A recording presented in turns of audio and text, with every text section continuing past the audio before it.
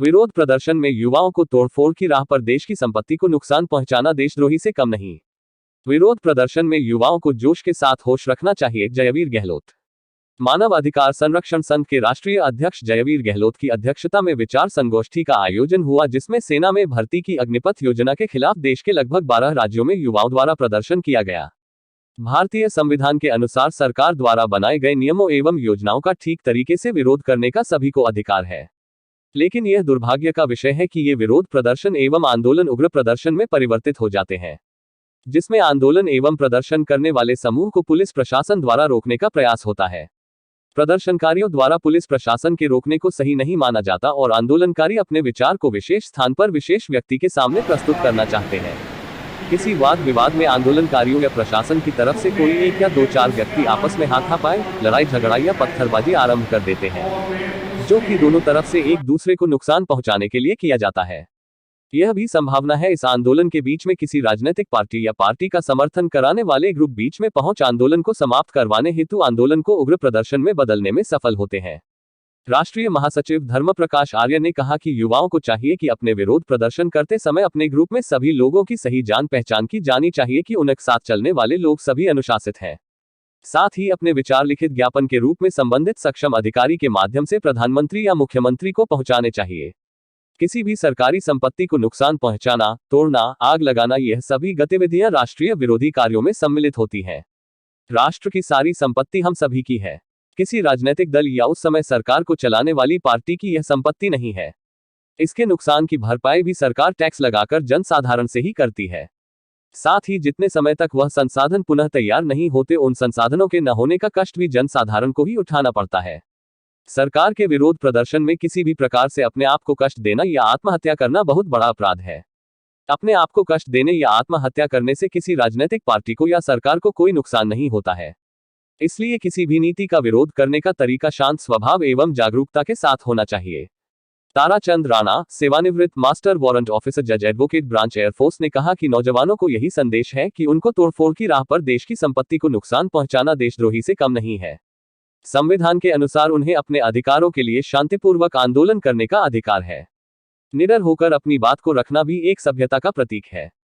कठिन से कठिन परिस्थितियों में भी अपना धैर्य नहीं खोना चाहिए।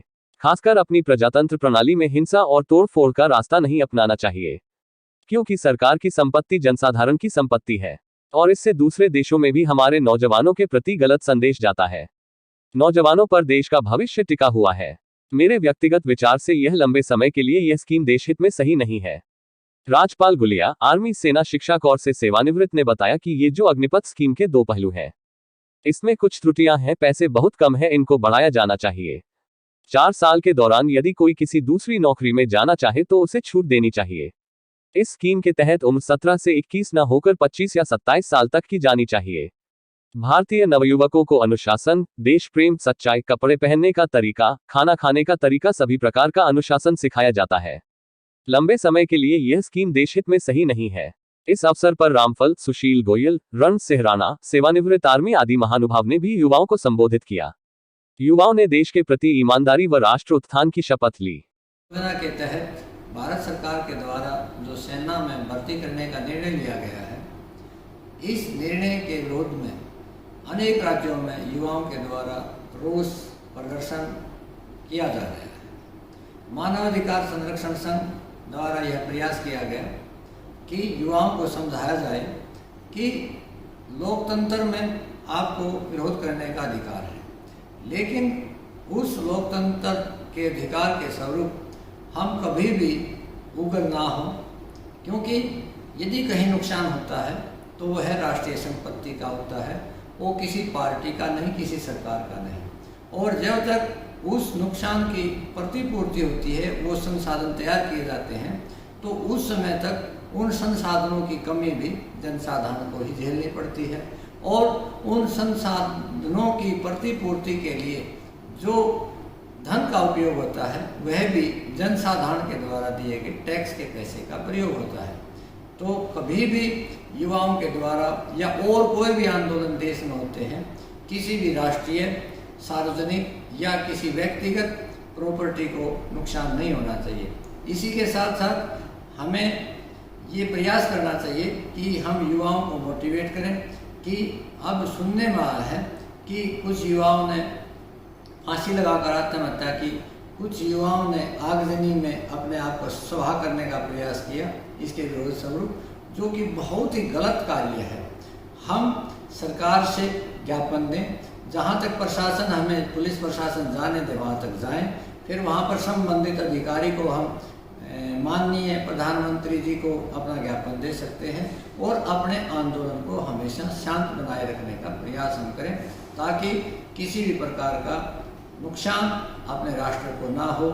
यह अनुरोध आज हमने प्रताप विद्यालय में एक विचार संगोष्ठी में युवाओं से किया है और युवाओं ने हमारी बात को ध्यान से सुना है और हमने युवाओं को ये भी समझाने का प्रयास किया है कि ये सभी के लिए नहीं है कि आप सभी सेना में जाएं। कुछ युवा अपनी शिक्षा को जारी रख सकते हैं। ये तो उन युवाओं के लिए है जो सेना में जाना चाहते हैं। 4 वर्ष और अब तो 2 वर्ष की ओर भारत सरकार के द्वारा उसकी एज बढ़ाई गई है, तो उसमें आप सेवा करने का एक अवसर ले सकते हैं और अपने आप को एक योग्य सैनिक बना सकते हैं और उसके उपरांत भी आपके पास अवसर बचते हैं। तो आप उग्र ना हो, सरकार के पॉलिसी को समझने का प्रयास करें और यदि विरोध प्रदर्शन करना है तो शांति बनाए रखें। लाइक, शेयर, सब्सक्राइब जरूर करें हमारे न्यूज चैनल हरियाणा लाइव 24 को।